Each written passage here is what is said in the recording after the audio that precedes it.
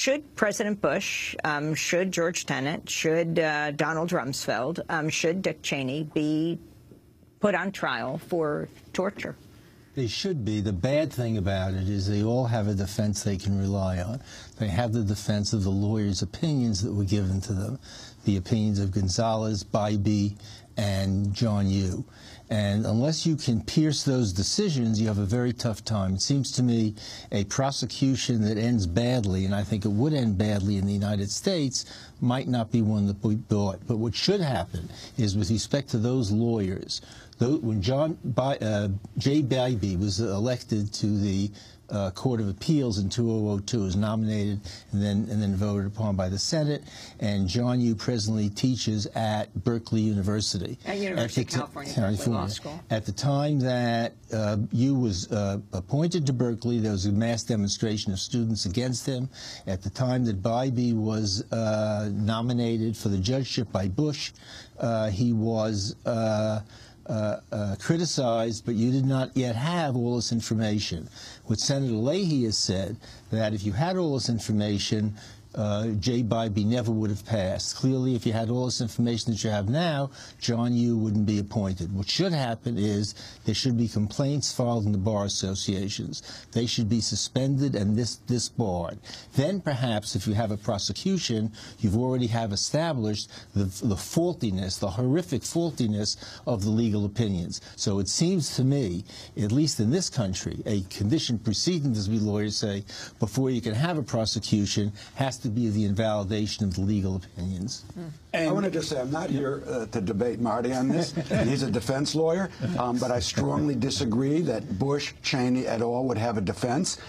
This wasn't like these memos just appeared independently from the Justice Department. These memos were facilitated by the very people Cheney, et cetera, who we believe should be indicted. This was part of a conspiracy so they could get away with torture. But that's not the subject here now. I just want to, that is clear to me. Secondly, whatever we think of those memos, they're of uselessness in Europe. Europe doesn't accept this, quote, golden shield of a legal defense. Either it's torture or it's not.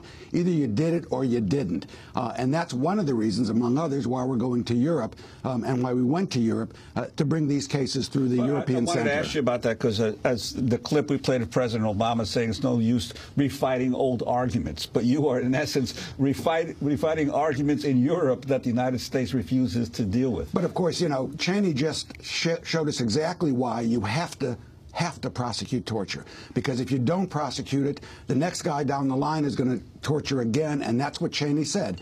I would do it again. And now the European case is really interesting. We did try this in 2004. You covered it here. We tried it in 2006. You covered it here.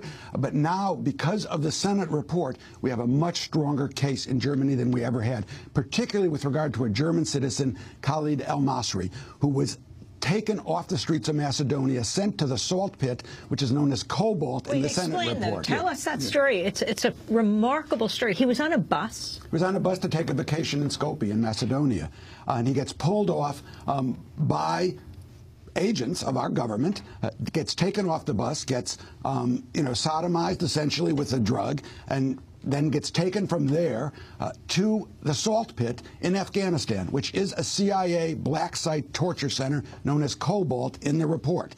He's there for 4 months. Everybody knows at some point along, this is a mistake.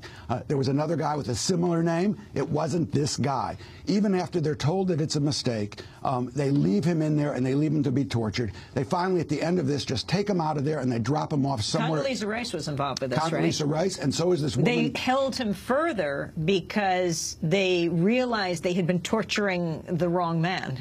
That's correct. And the European Court of Human Rights actually weighed in on this case, and what they did is they held Macedonia liable for allowing that kidnapping on their streets and fined them. And they found that what happened to them on the streets of Macedonia was torture.